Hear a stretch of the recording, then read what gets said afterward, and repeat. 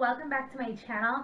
Today I have my second fall look tutorial to show you guys. I decided to go with an olivey green eye because it can look very wearable and beautiful, and I didn't know what lip to pair with, and I didn't want to pair with a nude, so I decided to go with a fall vampy dark lip, and this is the lip color that I chose. Very affordable. Any bold looks that I don't know what lip to go with and I don't want to go with a nude, this is one of the colors that I choose because it's very neutral, not warm or cool, and it just goes along with every look. So if you guys want to see how to get this eye look right here, and then please stay tuned, and thank you guys so much for watching. I'll see you guys soon. Bye guys.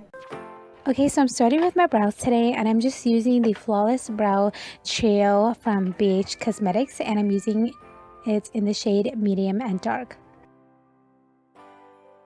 And then I'm going to be priming my eyelids with the e.l.f. HD Lifting Concealer.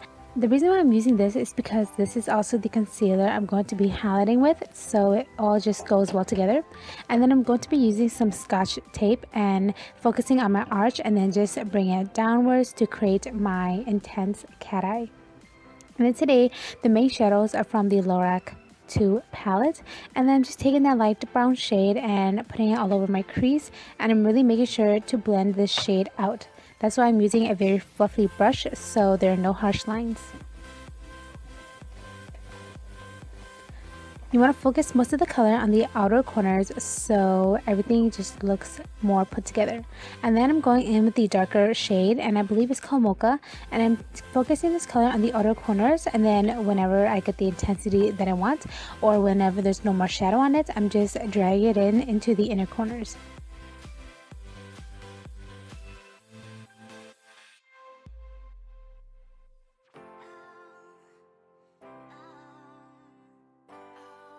And then just go back to your big fluffy brush and just blend everything out so there are no harsh lines. And then I'm taking the green shade in here. I love the shade, and I'm just packing it all over my lid.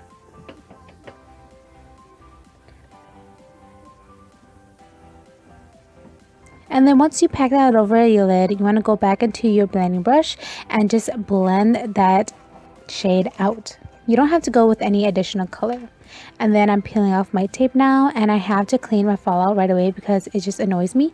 So I'm taking some makeup remover on a Q-tip and just cleaning off any fallout. And then now I'm going to be taking e.l.f.'s glitter glue and just putting it and just applying it on the balls of my eyes or the center of my eyelids. And then I'm going to be taking that lighter green shade from the Wet n Wild palette and just pressing it onto where I applied my glitter glue. The glitter glue will act as an adhesive and make the shadows pop out more in this look. And this is how the shadows look like. I wanted more intensity and more brightness, so I'm taking the Naked Illuminator and I'm just taking it on my finger and just pressing it on top of the green. And then I'm going to be creating a winged liner today, but first I'm going to be curling my lashes, and then I'm going to be taking the e.l.f. gel liner in black and just creating my winged liner. Don't forget to tie line because we are going to be going in with false lashes today, and I'm just using these right here. I'll put everything I use in the description box below so you guys know what products I'm using. And look at the difference that it makes. It really takes your look up a notch. And then I'm going to be concealing my dark circles because I haven't been having a lot of sleep these days. I'm just using a peach or salmon concealer just to cover those up. I like pressing it on with my finger because it really warms up the cream concealer and just makes it blend easier. And then I'm going to be taking the yellow concealer and just highlighting the areas of my face that I really want to highlight.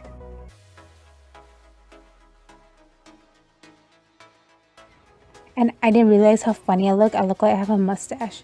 And then I'm going in with my two foundations. The reason why I'm using these two is because of the color selection. And then I didn't want to look too matte, or I didn't want to be too dewy either. So that's why I'm using those two. And then I'm mixing it together and then applying it onto my face with a Q-tip. I'm just making sure it's the same shade or just a little bit lighter than my skin tone, because I am going to be cream concealing or cream contouring, and I don't want the foundation to be too dark. And then I'm going to be spritzing my foundation brush with some setting spray just so it could pick up any excess foundation that I don't need. Now I like packing on my foundation. I never ever swipe unless I'm done packing it on, and I never buff it in.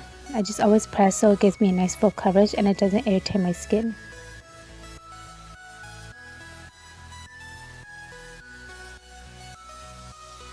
I really don't like buffing it on my clients either. I like pressing it into my client's skin and then buffing whatever I need to buff out. And then I'm just setting my face with a setting spray because I don't want it to look too cakey. The Revlon Color Whip foundation can be very thick and very heavy. It is a very creamy, moussey consistency. I'm just going to be highlighting my under eyes and the nose bridge and the forehead and the cupid's bow and the chin. You guys know I do this all the time. And then I'm going to be taking the HD Lifting Concealer and just highlighting more under the eyes and on the nose. And then I'm just going to be blending it all out. You can see I do the same technique as my foundation. I just like pressing it in.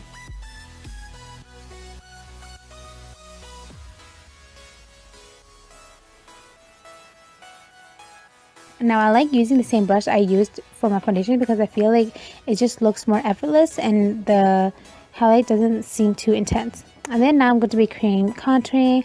I love cream contouring, especially in this cold weather. It just looks so beautiful and my skin doesn't look too dry. Now you guys can see I like just contouring the sides and then I like bringing it into my nose because I feel like it just makes my cheekbone more visible since I've gained a lot of weight and my face is so round. And then I'm also going to be doing it onto my chin. So my chin looks more prominent and it looks like I have a chin. And then obviously I do my forehead and my nose.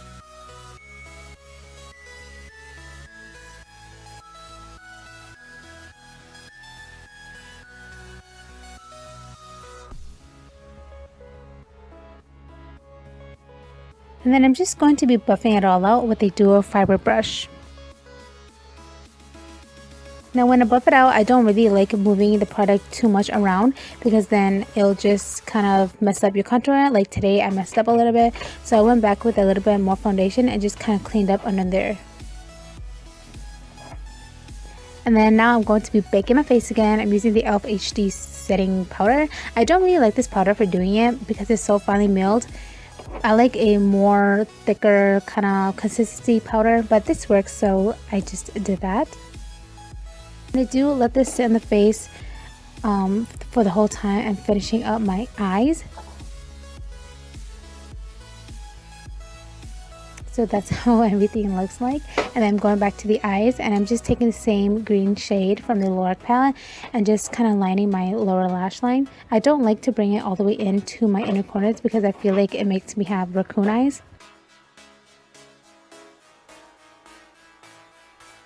And then now I'm just going to be blending or buffing that out with light brown.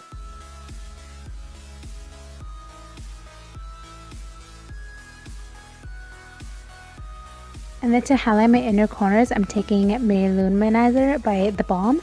And this is very in trend right now to highlight your inner corner. And then I'm just going to be applying some mascara. And then now I can finally just brush up all that powder. The thing about this HD powder is that even though you let it stay in the skin for a long time, it's still tacky throughout the day.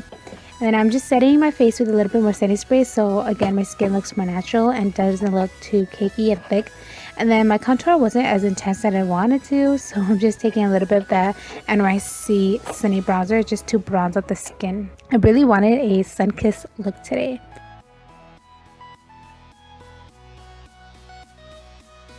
And then going back to my Illuminizer and just of course highlighting my face. I always highlight my cheekbones and my nose bridge, but sometimes I like to do my cupid's bow, my chin, and above my brows. If you want a longer nose or if you want a more prominent nose, highlighting really does the trick.